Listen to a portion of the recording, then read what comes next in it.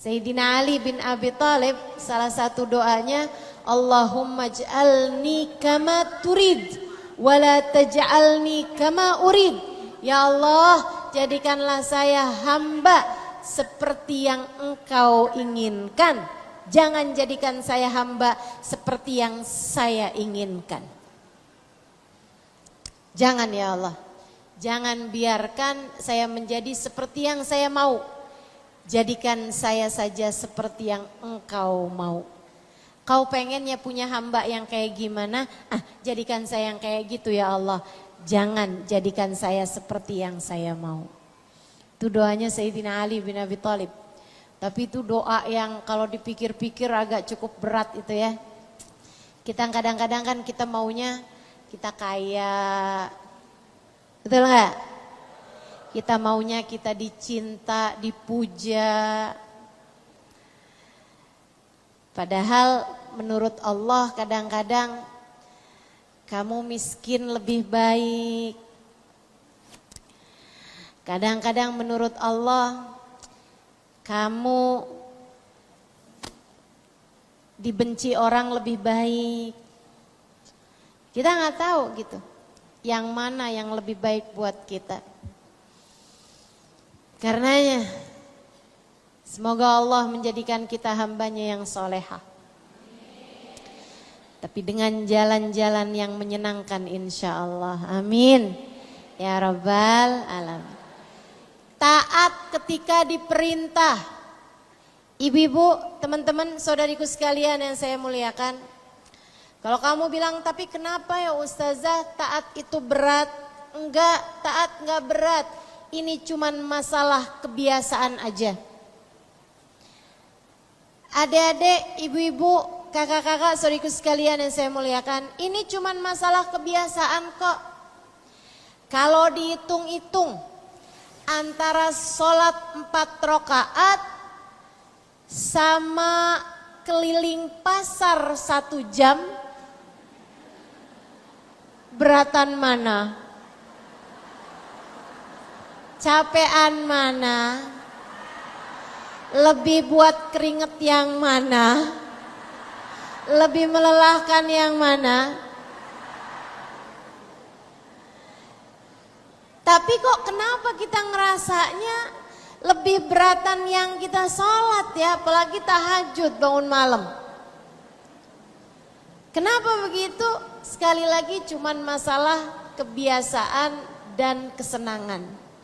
Karenanya ada ulama-ulama kita, ada orang-orang salehah di atas kita yang menjadikan kebiasaan dan kesenangan mereka dalam taat pada Allah. Baginda kita Nabi besar Muhammad nomor satunya yang telah mengatakan waju'ilat qurratu aini fis shalah, dijadikan hobiku dalam hidup, kesenanganku dalam hidup, hal yang paling menenteramkan hatiku dalam hidup, as-shalah adalah mengerjakan sholat. Nabi Muhammad itu istirahatnya sholat. Nabi Muhammad itu apa tuh istilahnya orang zaman sekarang, me time. Kan begitu ya? Waktu saya nih sekarang, saya mau menikmati waktu saya. Kamu ngapain? Shopping? Scroll TikTok? Nonton? Saudariku sekalian yang saya muliakan, Nabi Muhammad mengatakan waju'ilat qurratu aini fis shalah, dijadikan hobiku dalam hidup adalah mengerjakan sholat. Karena idza faza'ahu amrun aladza ila shalah. Nabi apabila dikejutkan dengan berita-berita buruk, Nabi Muhammad segera menuju kepada sholat, pengistirahatan hati, relaksasi hatinya Nabi Muhammad, relaksasi pikirannya Nabi Muhammad adalah dengan mengerjakan sholat. Kalau dengar berita yang gak enak, Nabi segera menuju kepada sholat. Saudara sekalian yang saya muliakan, apalagi kalau lagi bareng-bareng dan memang sudah datang waktunya. Nabi akan bilang, arihni biha ya Bilal, arihni biha ya Bilal. Kata Nabi, santaikan saya dengan sholat wahai Bilal. Santaikan saya dengan sholat wahai Bilal. Yuk kita rileks, kita sholat yuk. Yuk kita rileks, kita sholat. Kata baginda kita Nabi besar Muhammad. Nabi tuh sholat biar rileks. Kalau kita kan kebalik. Sholat dulu yuk, jadi kita tenang deh habis itu. Kita udah sholat. Kita masih menjadikan sholat sebagai beban, bukan sebagai sarana mencari hiburan. Jadi teman-teman, kamu jangan bilang bahwa ibadah itu berat, taat itu berat. Enggak, taat enggak berat, ibadah enggak berat. Justru sebaliknya, dia adalah relaksasi yang sesungguhnya. Dia adalah istirahat yang sesungguhnya. Dia adalah kesenangan yang sejati. Masalahnya cuman pada kebiasaan dan kesenangan. Kita belajar buat bisa menyenangi sholat, mencintai sholat. Sehingga mudah-mudahan Allah jadikan sholat sebagai hiburan dalam kehidupan kita. Saya pernah ketemu orang sepanjang malam sholat. Panjang malam sholat. Saya sampai bilang, andai saya nggak lihat dengan mata kepala saya sendiri, saya mungkin nggak percaya. Kalau dibilang bahwa di atas muka bumi ini, di zaman ini, ada orang yang sepanjang malamnya mengerjakan sholat. Kamu pernah lihat? Enggak. Enggak pernah lihat kan? Saya pernah. Waktu haji, saya haji tahun 2000. Usia saya waktu itu 20 tahun. Jadi saya haji muda ini ya.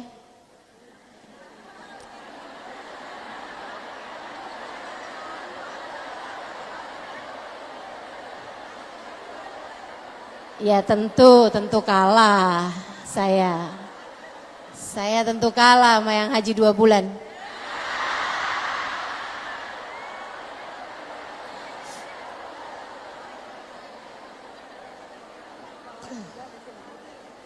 Saya berangkat dari Yaman hajinya.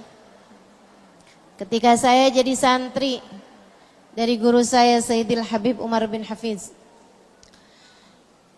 Berangkat haji naik pesawat hanya ya 2 jam segitu aja lah terbangnya, nggak lama udah nyampe aja ke Mekah. Waktunya mengerjakan ibadah haji, kami rombongan kemudian masuk ke area Mina. Sebelahan saya di dalam tenda sama seorang perempuan, tendanya pisah laki-laki dengan perempuan di Mina. Dan tendanya besar, muat sekitar 200-an orang. Di dalam tenda itu saya sebelahan sama ada perempuan tua. Sebenarnya dari sejak naik bis dari Mekah menuju ke Mina, itu saya udah sebelahan sama perempuan ini. Tapi ya saya biasa-biasa aja gitu. Karena kan kita tuh kadang-kadang nggak pinter buat bisa nyari berlian-berlian. Kita kadang-kadang nih mata kita ini belum bercahaya dengan cahaya yang sesungguhnya. Cahaya yang sesungguhnya tuh bisa ngelihat berlian-berlian yang ada di antara hamba-hambanya Allah. Saya belum punya.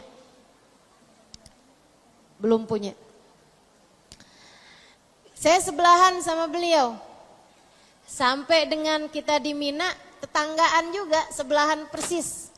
Tempat tidur saya sama tempat tidur beliau. Berhari-hari di Mina baru saya paham. Semua orang minta doa sama beliau. Semua orang minta nasihat sama beliau. Semua orang minta dibacain sama beliau, curhat sama beliau, ngadu berbagai macam permasalahan di tenda tuh kayak gilir-giliran ganti-gantian gitu. Orang kayak memanfaatkan peluang untuk bisa bicara sama beliau. Pokoknya tiap beliau santai disamperin orang, dimintain doa dan seterusnya. Saya akhirnya jadi tahu juga, waduh ini sebelah saya bukan perempuan main-main nih. Bukan perempuan sembarangan ini. Ini berlian-berlian nih. Saya baru tuh mendekat sama beliau. Tapi saya perhatiin aja hari demi hari, malam demi malam. Pas hari yang terakhir tuh, besoknya kita pulang. Saya sampaikan kepada beliau, Hubabah, kulluhum ya'tun ilaik. Hubabah, semua orang pada mendatangimu. Semuanya pada minta doa. Tak berkah darimu Hubabah. Wal jar lahu haq. Aula, saya bilang tetangga tuh Hubabah haknya lebih besar. Kata Nabi Muhammad, man kana minkum yu'minu billahi wal yawmil akhir falyukrim jarah. Siapa yang beriman pada Allah dan hari akhir, hendaklah dia memuliakan tetangganya. Saya tetanggamu Hubabah. Enaknya orang tahu hadis gitu tuh. Tahu banyak ayat, tahu banyak hadis. Saya bilang, ayo Hubabah. Hubabah doain saya. Beliau kemudian bilang, iya Halimah. Bicara tentang tetangga, yuk kita tengokin tetangga kita. Ada yang kepalanya kena lempar waktu jumroh. Saya curiga aja tuh orang Indonesia kayaknya tuh. Lebih-lebih tuh kayaknya orang Bekasi tuh.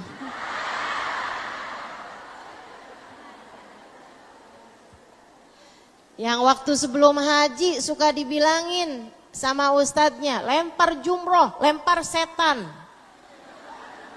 Jadi kayaknya tuh kayak ada dendam kalau urusan lempar-lemparan.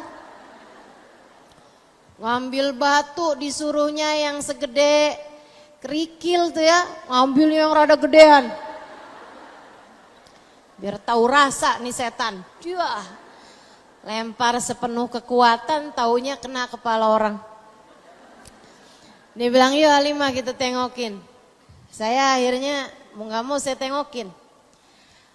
Habisnya itu datang maghrib, kita sholat. Habis itu datang isya, baca-baca zikir ya. Kemudian ada kajiannya Sayyidil Habib Umar bin Hafid. Jadi kita semua mendengarkan kajian sampai malam. Habis itu kemudian makan malam. Saya nggak bisa selah waktu beliau. Sampai habis selesai beliau udah selesai makan. Saya datengin lagi beliau. Hubabah, sekarang waktunya Hubabah, doain saya.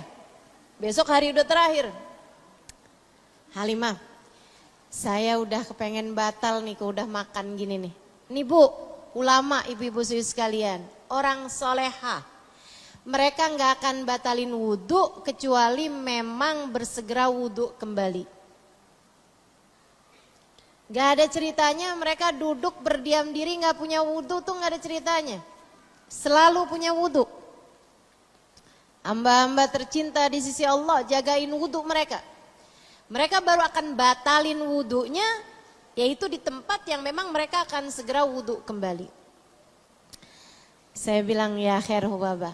Jadi beliau pergi wudhu, pergi kamar mandi, habis itu wudhu, habis saya wudhu masih basah-basah. Saya bilang Hubabah sekarang. Mereka nih hamba-hamba tercinta di sisi Allah. Kalau habis wudhu nggak akan ngomong apa-apa sampai mengerjakan sholat sunnah wudhu. Habis beliau selesai sholat sunnah wudhu, saya bilang Hubabah sekarang. Saya nggak mau lagi ditunda nih. Saya bilang Hubabah sekarang, waktunya berbuat baik sama tetangga. Hubaba bilang, Halimah boleh nggak 2 rakaat witir?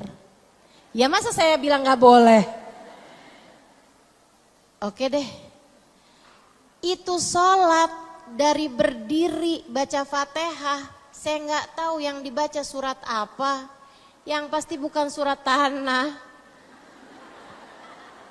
Yang pasti juga bukan Qul huwallahu ahad atau al-muawwidatain. Karena panjang banget nggak ruku-ruku. Sholat lama banget ya. Saya yang asalnya duduk di sampingnya mulai sandaran di tenda. Lama-lama sandaran mulai ndlosor. Ini kok lama banget, akhirnya ruku, rakaat kedua juga lama banget, saya pun ketiduran. Tapi sebelum tidur itu, saya sempet sih buka air, saya buka gitu. Saya buka airnya gini, terus saya taruh aja di sampingnya Hubaba. Mudah-mudahan nih rahmat yang turun juga di air saya. Terus saya sandaran, terus saya tiduran tadi itu. Saya kebangun, saya liatin, saya dengerin masih ada suara orang ngobrol-ngobrol mungkin sekitaran jam 10-11an malam. Saya lihat Hubaba masih lagi sholat juga. Udah gak tahu rakaat yang keberapa, kali habis selesai 2 rakaat, ya dia tidur. Beliau kemudian lanjutkan lagi sholatnya. Sampai kemudian saya ketiduran lagi. Saya kebangun gak tahu beberapa waktu kemudian saya liatin tenda udah temaram, cahayanya udah dipadamkan sebagian, udah agak gelap gitu. Samping saya masih rapi juga tempat tidurnya. Saya liatin mana sih nih Hubabahnya nih, ternyata lagi sujud Bu. Masih lagi sholat juga. Saya tidur lagi. Saya bangun lagi ketika sudah mulai ada orang-orang yang mulai bangun satu-satu untuk qiyamul lail. Saya lihat Hubabah masih lagi sholat juga. Saya ketiduran lagi, saya kemudian terbangun kayak ketika zikiran sebelum subuh mulai dikumandangkan dari tenda sebelah. Saya pun terbangun untuk wudhu kali ini, untuk sholat tahajud kali ini, dan saya lihat Hubabah masih sedang sholat juga. Saya sampai sekarang masih ingat raut wajah beliau yang saya lihat dalam temaram tenda kala itu. Beliau mengerjakan sholat dengan bibir yang tersungging senyuman. Dengan air mata penuh syukur yang berlelehan. Dengan wajah yang sangat menikmati saat-saat intim antara dia dengan Allah Subhanahu wa ta'ala Tuhannya. Merekalah hamba-hamba yang paling solehah. Merekalah hamba-hamba yang paling pantas buat Allah Subhanahu wa ta'ala. Merekalah orang-orang yang sangat pantas Allah berkata kepada mereka, Ya ayyatuhan nafsul mutmainnah, irji'i ila rabbiki radiyatan mardiyah, fadkhuli fi ibadi wadkhuli jannati. Wahai pemilik jiwa yang tenang, wahai pemilik hati yang damai, saatmu kembali kepada Allah Tuhanmu, kamu cinta padanya dan dia pun cinta padamu. Masuklah ke dalam golongan hamba-hamba tercinta di sisiku, masuklah ke dalam surgaku. Yang kayak beginian masuk surga kan pantas. Yang kayak kamu dibangunin subuh aja masih berat banget, pantas? Enggak. Yang kayak kamu Yang kunutnya suka dijemur karena bangun di saat matahari sudah terbit, kamu baru kelagapan, kemudian kamu segera mengerjakan sholat subuhmu. Bukankah enggak pantas jadi hamba Allah Subhanahu wa ta'ala? Mudah-mudahan Allah solehahkan kita, amin. Mudah-mudahan Allah solehahkan kita, amin. Karena teman-teman, ibadah itu buat hamba-hamba tercinta di sisi Allah adalah sebuah kesenangan. Namun buat orang-orang macam kita, ibadah ini masihlah harus memaksakan diri. Ibadah itu pada akhirnya adalah kesenangan, kebahagiaan. Akan tetapi sebelum itu kita harus memaksakan diri kita untuk mengerjakan ibadah pada Allah Subhanahu wa ta'ala. Salatmu jangan tinggal. Jangan tinggal salat. Kamu tinggal salat, Allah tinggal kamu. Sebab kamu dianggap sebagai hamba yang kurang pas sama Allah Subhanahu wa ta'ala. Masa ada hamba gak senang menghadap kepadanya? Kamu akan diusir dari hadapan rahmatnya. Tuh syarat utama. Pengen jadi hamba Allah yang solehah harus taat.